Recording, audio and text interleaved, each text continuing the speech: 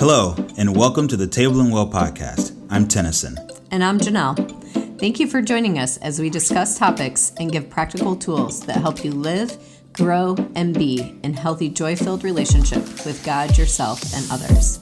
For more information and resources, or if you're looking for coaching, connection, and community, please visit tableandwellco.com. We hope you enjoy this podcast. Hey, and thank you for joining us today on the Table and Well podcast. This is episode number 12. And we are so excited that you're here with us today. And as always, please feel free to download and or subscribe to this podcast on your favorite listening platform. And if you enjoy watching us on YouTube, you can also do that at our YouTube channel, which is at Table and Well Co. So today we're going to be continuing our conversation with Lisa and Steve. Forgot his name. That wasn't good. With Lisa and Steve, and continue right where we left off from our last podcast. If you missed the last one, I encourage you to go back and listen to it because there was so much goodness in that podcast and just really cool nuggets for you as you listen to that. And today we're going to be talking a little bit about how practice was the key for them in their transformation process. That's the importance of continuing to do it and giving yourself grace and understanding that practice is actually where the transformation happens. And practicing in community is actually the best place and almost the only place that you can see the transformation that's happening in your life. You're also going to be witness to in the moment revelation that was really exciting to talk about. We were talking a little bit about Psalms 23 in that passage at the point where it says, "And you prepare a table for me in the presence of my enemies." And as David wrote that, we were just kind of thinking I wonder if that table was actually a community table where there were people with him at that table. He wasn't alone at that table, even though the Lord created the table for him and prepared it for him.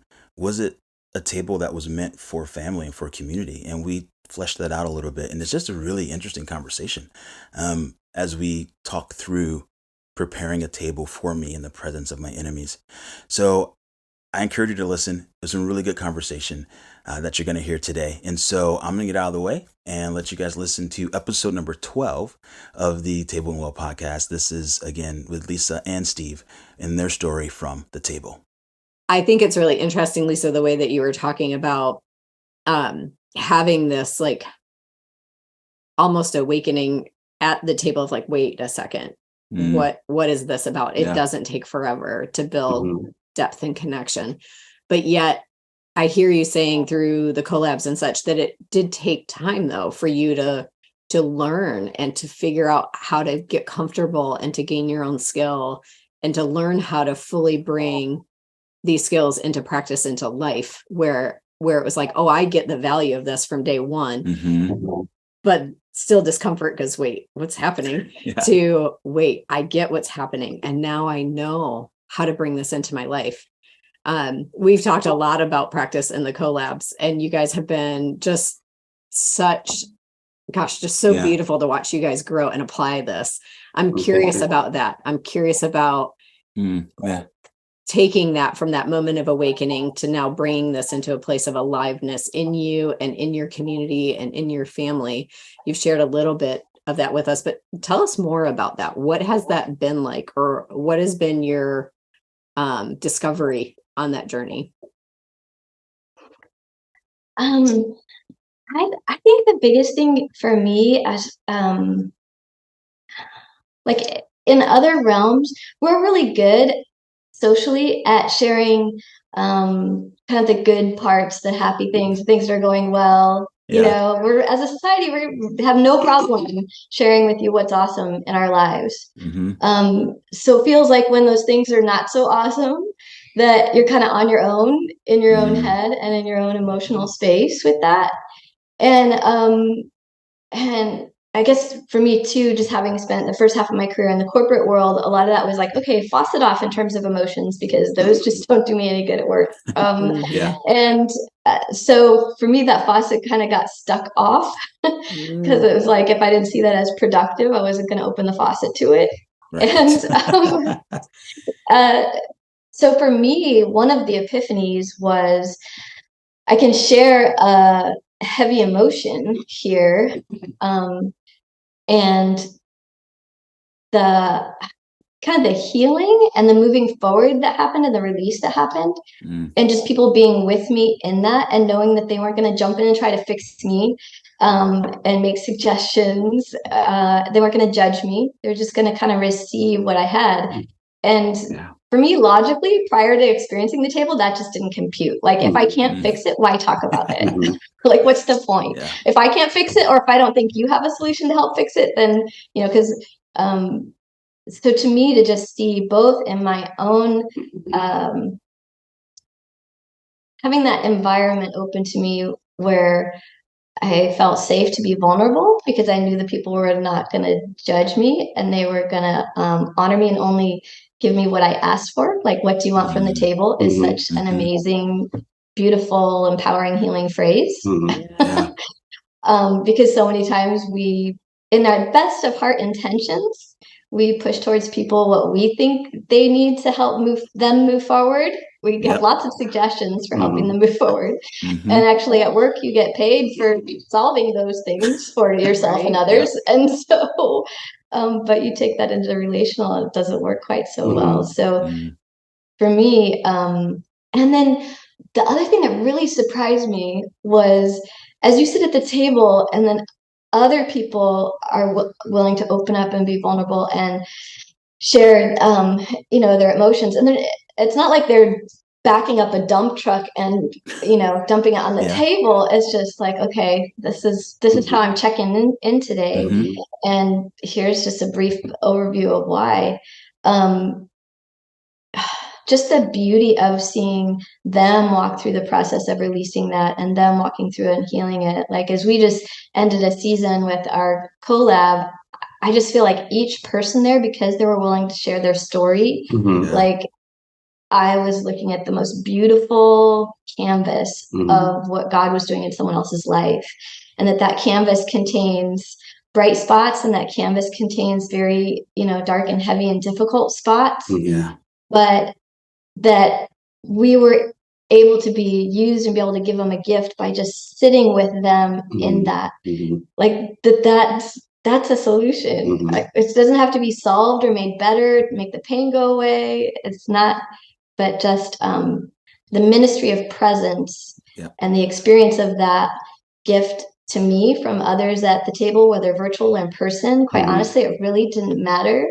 I mean, we love to eat good food, but that was just a beautiful thing to witness. Like the gift of seeing God's hand in these other people's lives, and to see their revelations as they learned and practiced these things with us. It was just amazing. I think the thing that just struck me about what you were saying was that I think, like, a lot of times, to go back to like the dump truck analogy, is like, we can be in situations where, people just dump their stuff, and then it's like, okay, now what, but in the table experience and in the virtual table experience, like Lisa was saying with the community and the collab work, is that it's like people expose themselves, but then it's like, will you walk with me? Let's walk together in this. And it's a mutual walking along with each other in whatever individual, what we bring to the experience of the table with one another. And there is I think a shared understanding of I'm not coming to you for a solution. I'm coming to you for partnership, and we're going to walk this out together, and how, whatever way that looks like. And, with God, with, being center focused on God, in that we know that walking together, He's going to bring out that solution. He's going to equip us each with the tools that we have in our own toolbox to bring about that healing together. I think it is the gift of the Psalm 23 table. It's the table in the presence of enemies, when we so often think about, like, well, I just want the enemies gone. I want them to be defeated. I want that to be over. Like, can you just get me out of here? And the Lord's like, no, I'm going to set a table for you. And we're just going to be here together. And I want to sup with you. And the table is that. It's like, whatever is going on in your life when you came to sit at this table, one, it's going to be acknowledged here to the point that you feel comfortable. But also two, like, we can't step into your life and change that circumstance. But what we can do is hold that with you. Like you said, Steve, walk with you, give you the gift of our presence. And it really is a gift. And I think it's a two-sided gift that is also a wonderful discovery for me, has been, not only is it a gift to have people sit with me, but gosh, the honor I feel to sit with other people. And to be witness to their story and to just grieve with them or to celebrate with them or to feel sad or anxious with them, does move from that black and white to alive. To actually alive. I have just a thought on that. When you just talked about the Psalm 23 table, I think it's really interesting because, the Psalm that you set a table for me in the presence of my enemies. And I would venture to say, I don't know this to be 100% true or accurate, but from what I understand about the culture, the Jewish culture, Hebraic culture, that you really didn't eat alone. Like there was always somebody with you at the table. Like it was an event. It was like we're coming together as a community or a family to sup together, to eat together, to have, intimate time together. So when even in that, as David was saying that, like you said, a table for me in the presence of my enemies, there's other people at the table with him. He wasn't alone at that table. There was a community of people, a family of people that were with him in it. Often for Shabbat, they actually set empty places. In case a neighbor comes or in case a friend shows up. So I just think as you were saying that, because again, we take our walk with the Lord is very individualistic, like that. Like that's how we always have done it, because for whatever reason, that's what we were taught. But that was not the way it was designed. It was designed. My walk with the Lord was designed to be in community with you, with Ginelle, and with the people that are in my life. And so even that idea of, you said, a table before me in the presence of my enemies, was a community table of people to be with you in that. So I just think that, had that That's thought. really good. As you were saying that, Tennison, the thought that came to me is, because of my experience of the table, I now can imagine God setting a table for me in the presence of my enemies. Wow.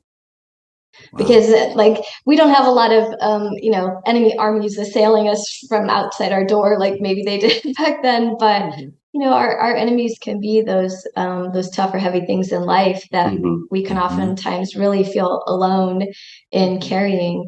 And I just remember specifically, like one time at our virtual table, someone checked in pretty heavy, and just even that practice of like quieting together, like, okay, we're just going to create open, quiet space to sit with you in that. It was like, and just to feel and experience the impact of that, and to watch things that felt hopeless and dark lift a bit, just because we're sitting with you in that. I mean, I was just amazed. I was like, people go, there's a place and a time for counseling, but you can deal with that for years and then have that just in a moment in community with these other people around the table. It also, I think, pulls people out of that kind of self-sufficiency and isolation, and like that growth has to happen with other people. But I love that picture of a table in the presence of our enemies. With community. And with the way, and it's so simple. It's not like, hey, there's these secret tools and rhythms you're going to come learn. Like, hey, in 5 quick steps, it's like, it's so simple. And as we learned, the rhythms, we could see the connection between those and just God's dream for us and biblical principles. But at the same time, it's a table you could really invite anyone to at any time and know that they would be welcome and honored and filled, I Mhm. guess, with the experience of God's love and presence, and then through these other people in a safe environment where I don't know about you guys, but sometimes there's people in our lives we want so much to have them experience the richness of what we've experienced in our relationship with Christ and our relationship with others, but there's not necessarily somewhere I'm positive that they would be safe, like truly honored by all those around them, not judged, welcome to be where they are in life and where they are in their relationship with Christ, whether that's like, you know, speak to the hand, or whether that's, you know, embraced and walking in it for years. Like people at any place in life or any place in their relationship with God can meet at that table and connect on that richness. It's, I think that's part of the dream, the how of the dream. I've been so excited to see this and to look at implementing it. Yeah. I feel like it takes the gospel and it takes scripture and it just brings it to real, tangible. You know, we, for so long, the gospel has been this Father who wants to be with you and he loves you no matter what. And it's unconditional and he's right here with you. He hasn't gone anywhere and he's not judging you or criticizing you for your walk. And he loves you right where you are. And then you look around and you're like, yeah, right. I don't see like, that anymore. That's never happened for me anywhere. Like, that's nice that some imaginary God does that. But as far as I'm concerned, that's mystical, you know, magic somewhere, you know, because my whole life experience and everything when I ache says I'm alone. Because I haven't experienced that. And so it just brings, I mean, when Jesus said, greater things will you do? You know, there's a list in scripture of all kinds of healing and casting out of demons, but what if the gift of him being present is part of that greater thing? I'm just convinced that I shared this a little bit on the last podcast, but just this idea of when Jesus was brought to the earth to redeem all things, there's a million things that God could have done to redeem all things, right? They could have wiped out sin altogether, like taken out the Roman Empire, like all kinds of crazy things could have been done, but he just simply came and was present. That's what he did, you know? And so what if that's part of the greater thing, is us learning to come and be present? And that really is enough. He showed up with his full self. In every situation. And when he did that, things changed in that. And yes, he was. And people were transformed. And yes, he was God, but he was man as well. And his physical presence in the space and his curiosity and his questions and his bringing who he was, what he carried, his presence to the space is what transformed the space and transformed the people. His invitation to come and have a meal with me, you know, rocked half of society just as it was. Yes, the healings and yes, all of that. But just people that are like, statement. wait a second, he's eating with who? Right. We don't do that. What is he up to? Right. I mean, how was and something about his presence and the way he approached people when he invited them to have dinner with them, like I'm thinking like Zacchaeus or whatever. Zacchaeus felt comfortable enough to accept that invitation and to go ahead with it. And I as you were saying that, I think about like Jesus didn't often answer questions with answers. He often answered questions with questions. And story. Or story. And how that connects with what happens at the table. You've been listening to the Table and Well podcast. New episodes stream every Tuesday. To begin your journey to relational health, please go to tableandwellco.com and join our new online community. Or you can sign up for Connections 101, formerly called Community 101. Again, we invite you to join our online community at tableandwellco.com.